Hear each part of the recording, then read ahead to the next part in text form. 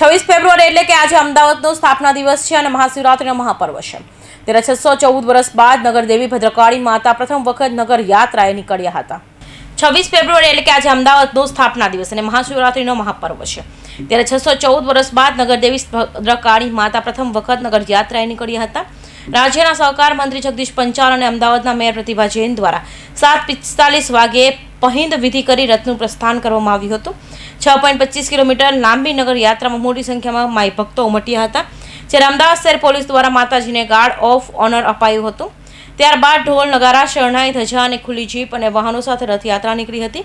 આ રથયાત્રામાં અનેક અખાડા પણ જોડાયા હતા। ભદ્રકાળી માતાજીના પવિત્ર આંગણે એક પાવન પવિત્ર પ્રસંગ છે અને આજે સૌથી મોટી વાત કે આજે અમદાવાદ શહેરનો સ્થાપના દિવસ અને મહાશિવરાત્રિનું પાવન પર્વ અને એની સાથે સાથે જે ભદ્રકાળી માતાજી વિશ્વ વિખ્યાત દિવ્ય ભવ્ય આજે 614 વર્ષ પછી યાત્રા નીકળી રહી છે અને આ યાત્રા 6 કિલોમીટર સુધી એમાં વિશાળ સંખ્યામાં માઈ ભક્તો જોડાવાના છે અને આપે જોઈ રહ્યા છો કે આજે જે ભક્તોનો ઉત્સાહ અને ઉમંગ જોઈને એવું લાગી રહ્યું છે આ ભવ્યાતિ ભવ્ય ઐતિહાસિક યાત્રા 614 વર્ષ પછી પહેલીવાર યોજાયેલી નગરદેવી ભદ્રકાળી માતાજીની યાત્રા શાંતિપૂર્ણ રીતે પૂર્ણ થઈ છે।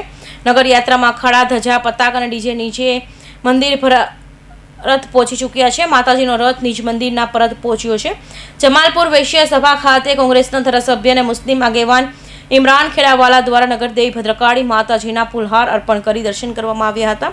ધારાસભ્ય દ્વારા મંદિરના ટ્રસ્ટીનું પણ સ્વાગત કરવામાં આવ્યું હતું તેમજ એએમસી ઓફિસ ખાતે મેયર સ્ટેન્ડિંગ કમિટી ચેરમેન પક્ષના નેતા સહિતના પદાધિકારીઓ દ્વારા ભદ્રકાળી મંદિરના ટ્રસ્ટીઓનું સ્વાગત કરવામાં આવ્યું હતું। કૌશિક પટેલનો report Hind TV news Surat.